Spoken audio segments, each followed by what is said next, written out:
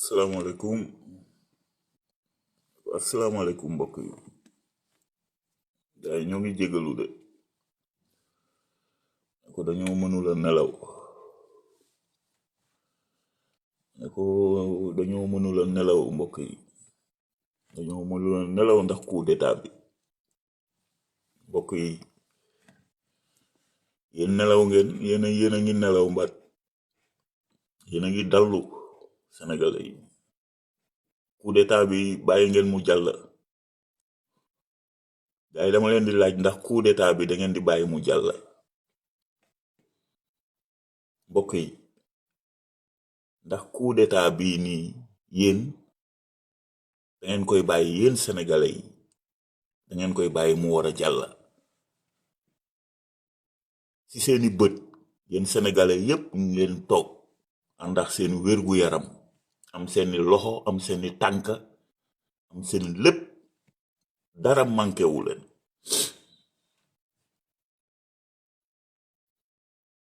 mais mën ngeen a seetaan ñu coup d'état leen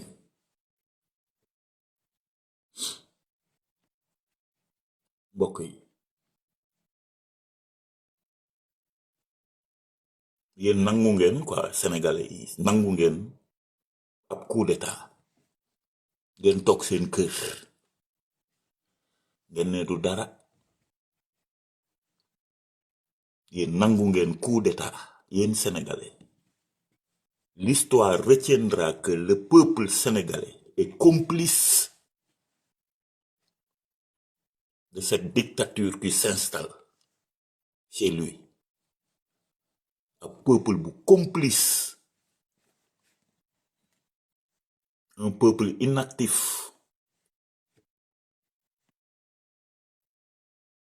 un peuple insoucieux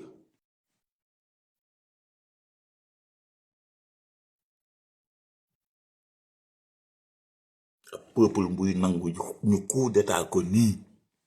facilement très facilement soxlaawul sax yëkkati xob soxlaawul yëkkati xob ñu coup d'état la nii ngay xullee boo waxee ñu naan laan ay 1600 xaw ma 1800 ba léegi ñi ngi voté Sénégal dëkku démocratie la dañu am culture démocratique dañu kii yéen sénégalais yéen a ngi nii ay yaafus yéen jarul leen xeexal askan woowu jarul la taxaw ci kanam naan kaay leen ay traître lañu askanu traître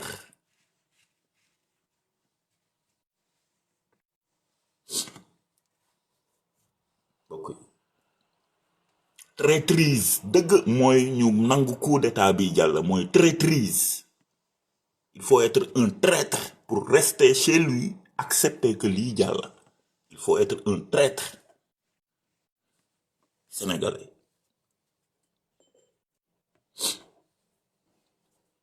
mbokk yi yéen mën ngeen a nelaw parce que yéen vous ne vous souciez yéen mu neex mu ni mu melaax mu ñàkk a mel ni mu mel seen yoon nekku si seen yoon nekku si vous fuyez vos responsabilités un peuple qui fuit sa responsabilité n'a que ce qu'il mérite yéen peuple bi bu ngeen xamul seen responsabilité di xaar ku leen yëkkati di xaar ay politiciens yu mobiliser leen mais peuple boobu n'a que ce qu'il mérite mbokk yi bu dee politiciens ngeen di xaar mu yëkkati leen pour ngeen xeex coup d'état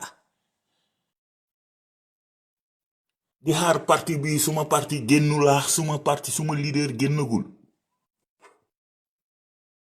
mais peuple bu ñàkk fayda mooy xalaatee noonu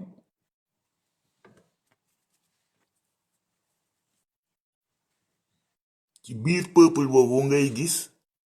ab président di jalgati constitution bi ab peuple bi di ko jàppale ci biir peuple bi di ko jàppale peuple bu ñàkk jom mooy def loolu mbokk yi loolu ñàkk jom la ngay défendre ñuy jalgati sa constitution loolu peuple bu ñàkk a jom moo koy def.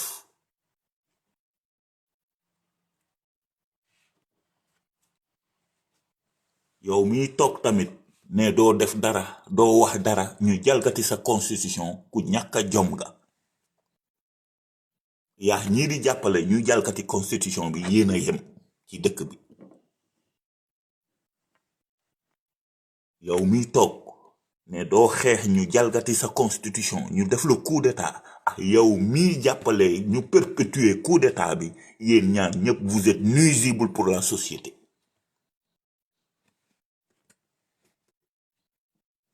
vous êtes nuisible pour sa société.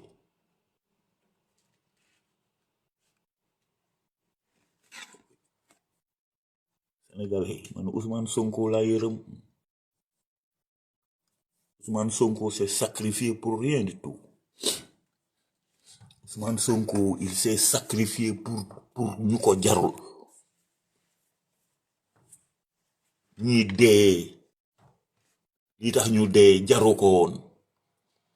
ñii tëdd ci kaso bi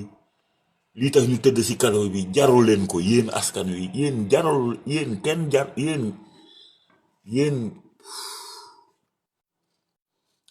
ay nan la tuddati kuukande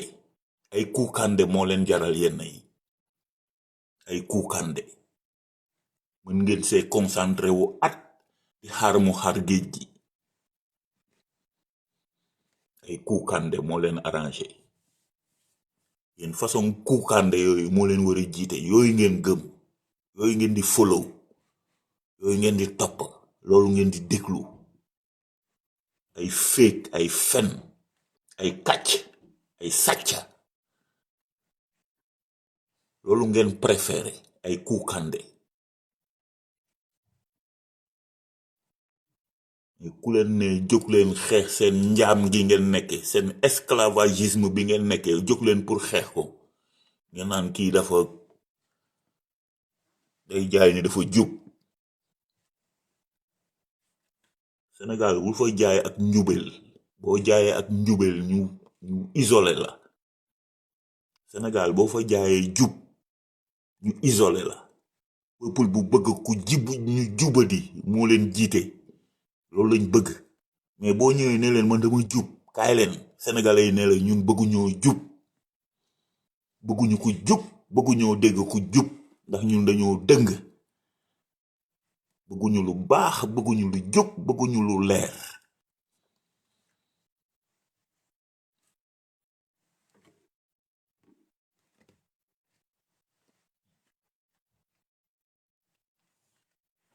peuple bu gëmul tous il peut retourner sa veste à tout moment au gré du saaku ceeb bi nga koy jox un sénégalais moo mën a retourner léegi vestam parce que saaku ceeb buñ ko dig peuple boobu dangay sonn boo nekkee seen biir boo fa jubee parce que ñi jaay seen ngor dafa yomb pour ñu jaay seen ngor yow ñu jaay la yow mii jaay la yow leader politique bi ñu jaay la dafa yomb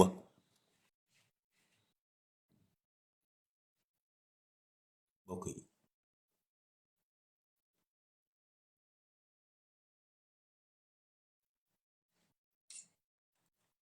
dinaa bàyyi wax ji sax concentré wu suma live fàtte sénégalais yi nekk sa jàmm bañ a stress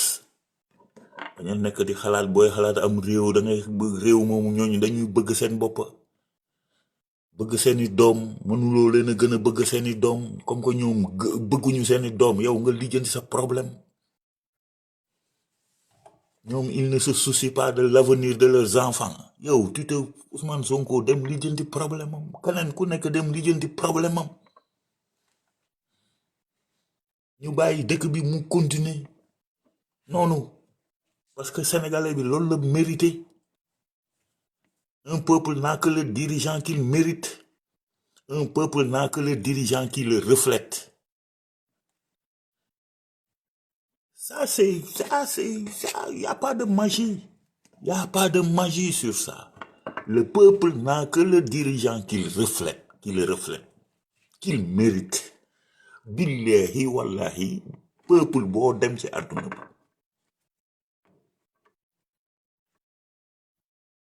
foo dem ci àdduna bi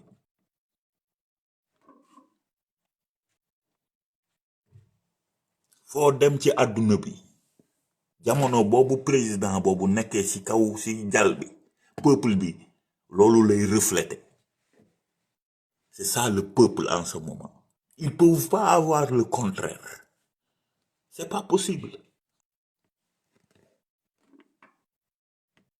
Les hommes et les femmes ne choisissent que les dirigeants qu'ils méritent. Dieu ne fait pas les choses par hasard. Non. Il te donne que ce que tu mérites. Il ne donne que ce que tu as semé comme tu ne récolteras que ce que tu as semé. Tu sèmes un mauvais dirigeant, tu récolteras de mauvais résultats de ce dirigeant-là.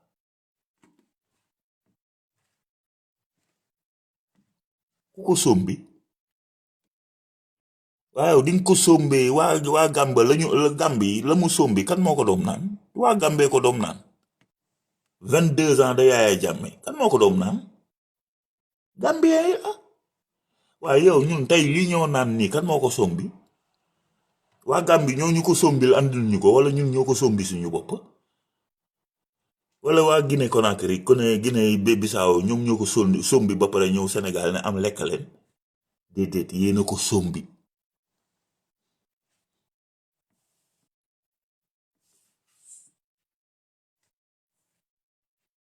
yéen a ko sombi de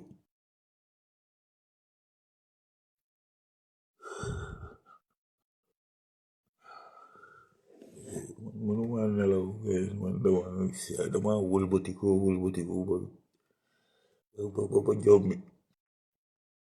maa ngi tëdd xaw ma ay 4 heures du matin xaw ma lan ay 4-5 heures presque mais je peux pas dormir bu ma xalaatee Ousmane Sonko rek damay tëb Ousmane Sonko bu ma ko xalaatee rek du ma mën a nelaw xalaat prisonnier yi nekkoon yépp amoon espoir ni le 25 dinañ dem voter ji ñu am espoir ni d'ici quelques heures wala d'ici quelques jours ils vont recouvrer leur liberté l'air frais de la liberté bu ma leen xalaatee rek damay tiit espoir bi askan boobu am léegi le peuple sénégalais nangu leen seetaan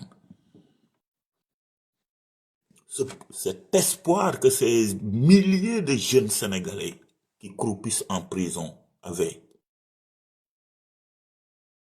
Pensaient que le peuple qui est dehors allait les retrouver en prison pour les sortir le 25 février ou bien au-delà du 25 février. Ces milliers de jeunes-là qui attendaient le peuple sénégalais pour le 25 février. Ces milliers de jeunes qui croupissent dans les geôles de la dictature au Sénégal, qui espéraient que le peuple allait se lever un jour pour faire quelque chose pour les libérer. Quand tu penses à cette jeunesse-là, qui se disaient peut-être dans leur pensée, nous allons nous sacrifier et les autres vont venir nous libérer. Nous allons nous donner pour que les autres se révoltent demain pour venir nous libérer. Ces jeunes-là qui se sont donnés pour attendre que le peuple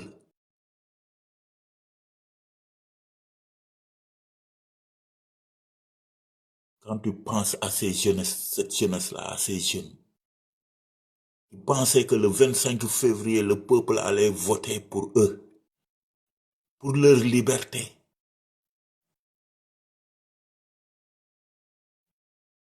Boo xalaatee jeunesse boo xalaatee ñooñu rek da ngay découragé ci peuple sénégalais. Qu'est-ce que vous voulez? N'avez-vous pas honte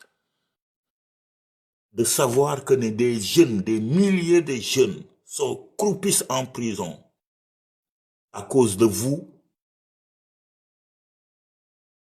à cause de votre irresponsabilité? Des milliers de Sénégalais croupissent dans les geôles à cause de votre irresponsabilité, à cause de votre inactivité. yéen loolu ñooñu jarul ñu leen ngeen jóg sacrifié wu ne dañuy dem élection by force pour ñooñu dañu war a libre. Mais non, ce peuple irresponsable, inactif, c'est sacrifier ceux qui se sacrifient pour lui. Ce peuple irresponsable et inactif a sacrifié Mamadou Dia qui s'était sacrifié pour lui. Ce même peuple irresponsable et inactif a sacrifié Cheikh Anta Diop qui s'était sacrifié pour ce même peuple-là.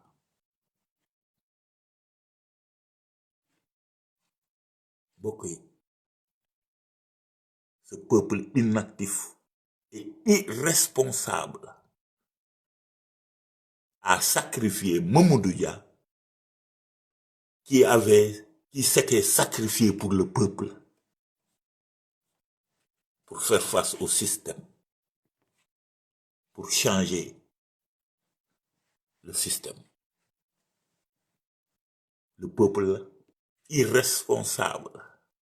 inactif, a sacrifié Mamadou Dia qui s'était sacrifié pour le peuple. Ce même peuple inactif et irresponsable a sacrifié Cheikh Anta Diop qui s'était sacrifié pour lui, ce même peuple. C'est un peuple de traîtres, un peuple de défaillants, un peuple de collaborateurs de la France, un peuple complexé du blanc, du tubaab. C'est ça le malheur de ce peuple-là.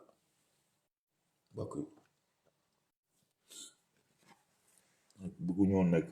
des responsables de ce qui se passe dans ce pays-là. Nous avons toujours combattu la dictature. Mais c'est malheureux. Ousmane Sonko, c'est malheureux pour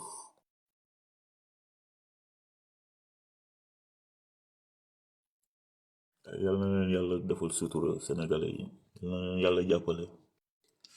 yàlla na leen yàlla defal sutura si li ngeen nekkee yàlla na leen si yàlla génne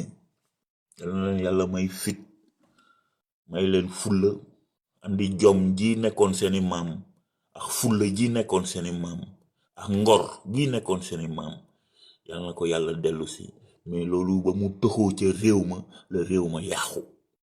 sénégalais bi amatul ngor sénégalais bi amatul jom sénégalais bi amatul fulla day jaay diinam day jaay askanam day jaay xeetam.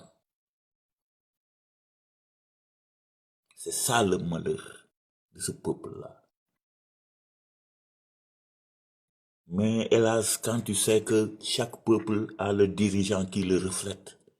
a le dirigeant qu'il mérite, tu vas comprendre que franchement, ces moments-ci précis que nous sommes en train de vivre, nous méritons ce que nous avons. Nous le méritons. Si nous ne le méritions pas, Dieu n'allait pas nous le donner. buñ ko mérité wuloon yàlla duñu ko jox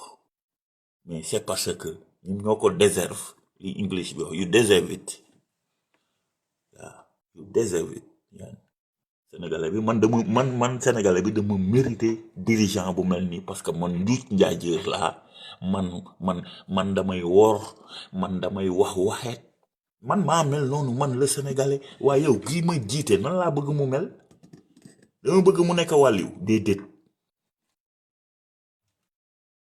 dama bëgg mu nekk xut bu zaman déedéet dama bëgg mu nekk ab imam déedéet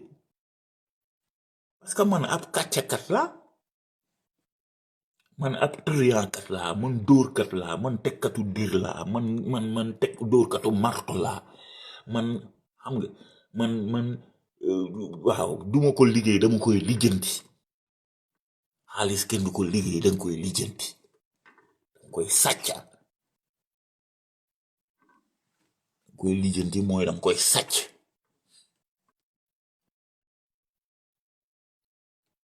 loolu ngeen mérité sénégalais bi loolu la mérité ok man leen di jox dox daje ba ci kanam incha allahu rabbi dañ mënuloon a nelaw rek jóg ñu xaaral ñu wax sénégalais yi wax leen seen bopp ne leen ay complice ngeen vous êtes des complices vous tous vous êtes des complices vous êtes les complices pour l'installation d'une dictature chez vous vous êtes tous des complices vous êtes tous au banc des accusés des complices ceux qui perpétuent ce coup d'état et ceux-là qui les regardent faire sans agir sont dans le même box des accusés loolu mooy wax ji ceux-là qui sont en train de perpétuer ce coup d'état-là et ceux-là qui restent chez eux les regarder sans agir ceux-là sont dans le même box d'accusés et ñëpp vous êtes responsables vous êtes des irresponsables vous êtes des inactifs la dictature qui s'installe dans votre pays est de votre responsabilité totale vous le peuple loolu mooy wax ji mbokk yi maa ngi jégalu si bu wax ji méttee mais góom buñ ko bëggee faj dañ koy bomb yeewu leen jóg leen récupérer seen dëkk ñu dem libérer yi suñu prisonnier libérer suñu président Ousmane Sonko ñu doxal dëkk bi loolu mooy wax ji à partir du 2 avril waa ji nekkatul président suñu président de la république loolu mooy wax ji à partir du 2 avril dafa war a jóge ci palais présidentiel bi ñun loolu mooy suñu wax ñun calculer wuñu leneen élection am ñàkk am le 2 avril mbokk yi amatuñu président de la république na ko ñëpp gëm na ko ñëpp doxee na ko ñëpp taxawee na ko ñëpp di wax na ko ñëpp gëm ni ñun kii nekkatul suñu président nañu wuti ji beneen président mbokk yi xeex bi mi ngi door a tàmmali mbokk yi xeex bi mi ngi door a tàmmali mbokk yi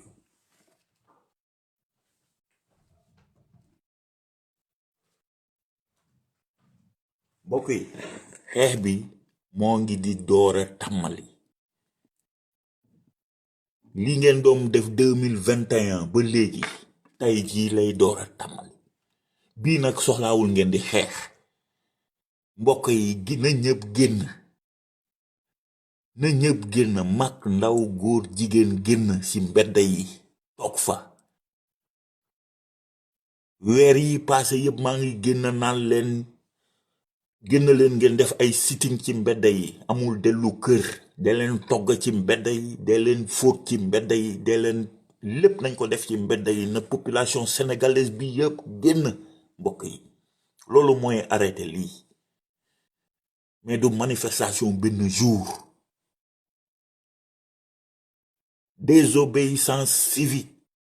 partout sur le territoire national loolu moo leen ciy génne mbokk yi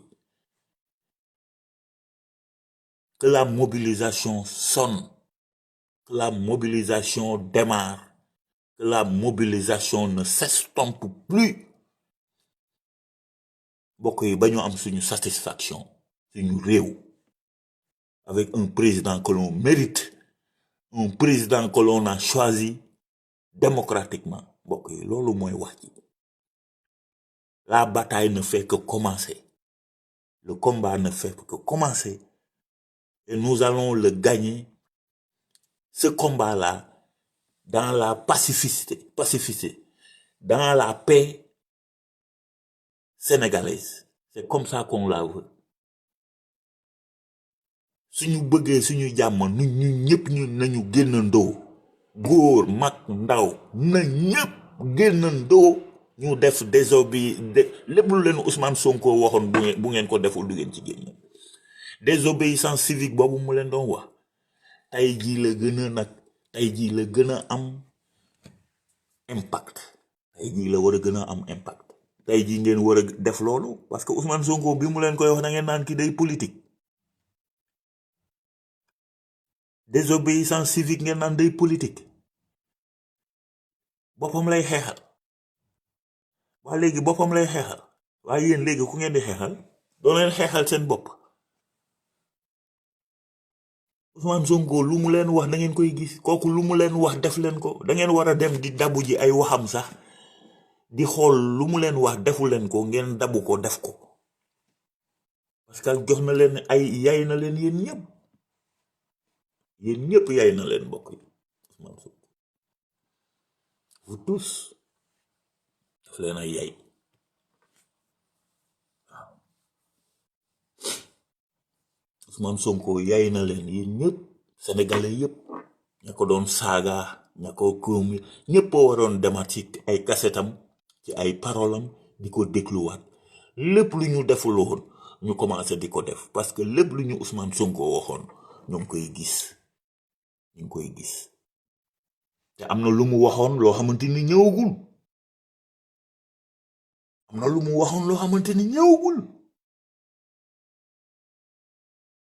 kon mbokk yi jóg leen seen bopp ñu jóg suñu bopp yàlla jàppale ñu asalaamaaleykum